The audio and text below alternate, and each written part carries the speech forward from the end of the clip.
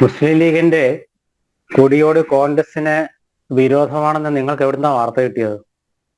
UDF എന്ന സംവിധാനത്തില് രണ്ടാം കക്ഷിയായ മുസ്ലിം ലീഗിന്റെ കൊടിയും കോൺഗ്രസിന്റെ കൊടിയും ഒക്കെ കൂട്ടിക്കെട്ടിയിട്ടാണ് ഇത്രയും കാലം ഇവിടെ കോൺഗ്രസും UDF ഒക്കെ ഭരിച്ചത്. പ്രതിപക്ഷത്തിരിക്കുമ്പോഴും അങ്ങനെ തന്നെയാണ്.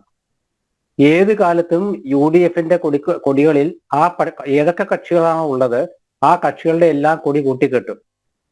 അതൊരു സമ്മേളനത്തിന്റെ ഭാഗമായിട്ട് അത് വ്യാപരിക്കാറുണ്ട്. കൂടുതൽ അത് കൂടുതൽ സ്ഥലങ്ങളിലേക്ക് കൊടികൾ എത്തിക്കാറുണ്ട്, കെട്ടാറുണ്ട്, ഉയർത്താറുണ്ട്. തെരഞ്ഞെടുപ്പ് രംഗം വരുമ്പോൾ അവിടെ ജയമാണ് പ്രധാനം, വോട്ടാണ് പ്രധാനം. വോട്ട് ചെയ്യേണ്ട ഘട്ടത്തിൽ കേരളത്തിലെ ഏതെങ്കിലും വീടുകളിൽ UDF പ്രവർത്തകരോ LDF പ്രവർത്തകരോ എന്തിന് BJP പ്രവർത്തകർ പോലും എത്തിയാൽ അവരുടെ കൊടിയും പിടിച്ചൊന്നും നടക്കാറില്ല. ഒരു കൊടിയുമില്ലാതെയാണ് പ്രവർത്തകർ സ്ലിപ്പ് കൊടുക്കാനാണെങ്കിലും അല്ലെങ്കിൽ വോട്ട് അഭ്യർത്ഥിക്കാനാണെങ്കിലും സ്ഥാനാർത്ഥികളുടെ അഭ്യർത്ഥന കൊടുക്കാനാണെങ്കിലും വീട്ടിലെത്തുന്നത്. ഏതെങ്കിലും സ്ഥലത്ത് കൊടികൾ പിടിച്ചു രാഷ്ട്രീയ പാർട്ടി പ്രവർത്തകർ കൊടി പിടിച്ചുകൊണ്ട് തെരഞ്ഞെടുപ്പ് പ്രവർത്തനം നടത്തുന്നത് നിങ്ങൾ കണ്ടിട്ടുണ്ടോ? ഇല്ല. പിന്നെ എന്തിനാ ചർച്ചയാക്കുന്നത്? എന്തിനാ? അപ്പൊ ചർച്ചയാക്കുന്നതിൽ ആർക്കെങ്കിലും എന്തെങ്കിലും ദുരുദ്ദേശം കാണുന്നല്ലാണ്ട് അതിന് ഉത്തരവില്ല. ശ്രീകുമാർ, കഴിഞ്ഞ തവണ രാഹുൽ വയനാട്ടിൽ വന്നപ്പോൾ ഈ പറഞ്ഞ തത്വങ്ങളൊന്നും അവിടെ കണ്ടില്ല. ചുരമിറങ്ങി വടകരയിൽ വന്നാൽ അവിടെയും ഈ തത്വങ്ങളൊന്നുമില്ല. മറ്റെവിടെയൊക്കെയാണോ കോൺഗ്രസ് സ്ഥാനാർത്ഥികൾ മത്സരിക്കുന്നത് അവിടെ ഒന്നും ഈ താങ്കൾ പറഞ്ഞ തത്വങ്ങളൊന്നും നിലവിലില്ല. അത്തരം പുരോഗമന ചിന്താഗതി അല്ലെങ്കിൽ അത്തരം വാദഗതികളൊന്നുമില്ല. വയനാട്ടിൽ മാത്രം അല്ലെങ്കിൽ രാഹുൽ പങ്കെടുക്കുന്നത് മാത്രം കൊടികളൊന്നും വേണ്ടാന്ന് തീരുമാനിച്ചത് എന്തുകൊണ്ടാണ്? അതാണ് ചോദ്യം.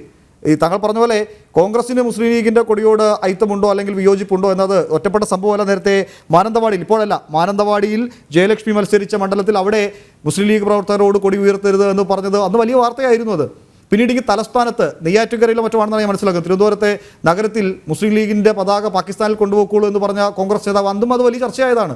അപ്പോൾ ഇത് ആദ്യമായല്ല.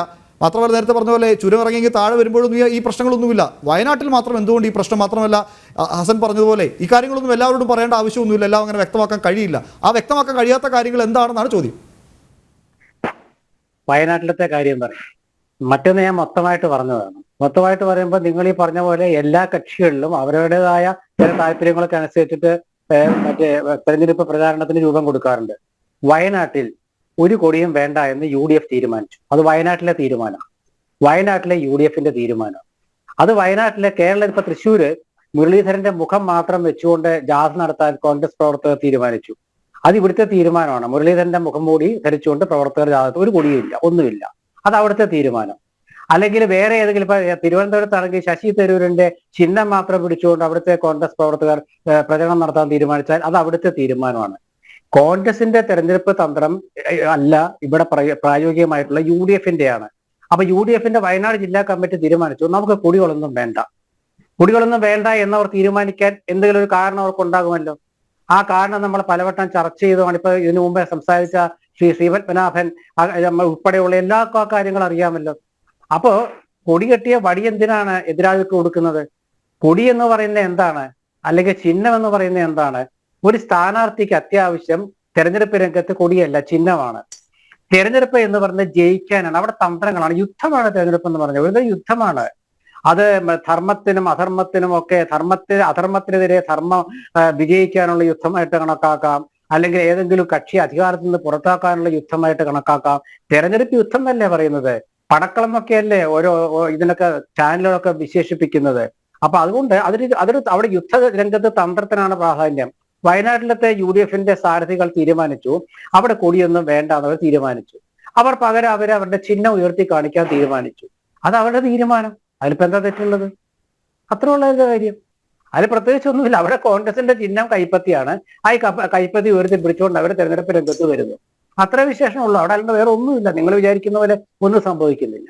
പിന്നെ ഹസൻ പറഞ്ഞത് തെരഞ്ഞെടുപ്പ് തന്ത്രം പരസ്യം വെക്കാനാണെങ്കിൽ പിന്നെ അതിന് തന്ത്രം എന്ന് പറയേണ്ട കാര്യമില്ലല്ലോ. കോൺഗ്രസ് തന്ത്രം എന്ന് പറയും, CPM-ഉം കമ്മ്യൂണിസ്റ്റുകളൊക്കെ അടവ് നയം എന്ന് പറയും. അടവ് നയം എന്ന് വെച്ചാൽ അതൊരു അടവാണത്. എന്താ അടവെന്ന് വെച്ചാൽ അതിന്റെ അർത്ഥം എന്താണ്? അടവ്, ആ അർത്ഥം അറിയാമല്ലോ. അടവെന്ന് വെച്ചാൽ അർത്ഥം അറിയാമല്ലോ, സൂത്രപ്പണി.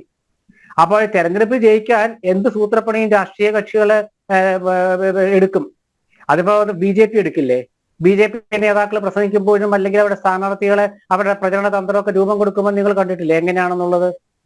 ഓരോ സ്ഥാനാർത്ഥി ഏതൊക്കെ രീതിയിലാണ് ജയിക്കാനുള്ള മാർഗം. കൊടിയോ ചിഹ്നമോ ഒന്നും ഉപേക്ഷിച്ച് കണ്ടില്ല ശ്രീകുമാർ, അതുകൊണ്ടാണ് ചോദിച്ചത്. അല്ല, കൊടി വേണ്ടെന്ന് അവർ തീരുമാനിച്ചു കാണും വയനാട്ടുകാർ. അവരൊക്കെ ചിഹ്നം മാത്രം ഉയർത്തിപ്പിടിക്കാൻ തീരുമാനിച്ചാണ്. കാരണം ഒരുപാട് ചിഹ്നങ്ങൾ കാണുമ്പോൾ ആ ചിഹ്നം മനസ്സിലേക്ക് പതിയും. ഒരുപാട് കൊടികൾ കാണുന്നതിലും ഭേദമല്ല, വ്യത്യസ്തമായ കൊടികൾ ഇങ്ങനെ കാണുന്നതിലും ഭേദം ഒരൊറ്റ ചിഹ്നം കാണുന്നത്. അല്ലാതെ വയനാട് മണ്ഡലത്തിൽ മാത്രമാണോ ആ തന്ത്രം? അവിടെയാണ് സംശയം. ഞാൻ പറഞ്ഞില്ലെങ്കിൽ വടകരയിൽ വരുമ്പോൾ അവിടെ മുസ്ലിം ലീഗിന്റെ കൊടി പിടിക്കുന്നതിനൊന്നും അവിടെ അത്തരം വിയോജിപ്പുകളൊന്നും കാണുന്നില്ല. അവിടെ എല്ലാ പതാകയും ഉണ്ട് നിങ്ങളുടെ മുന്നണിയിലെ. അത് വയനാട് മാത്രം എന്തുകൊണ്ട് ഇതൊരു പ്രത്യേകത എന്നുള്ളതാണ് ചോദ്യം.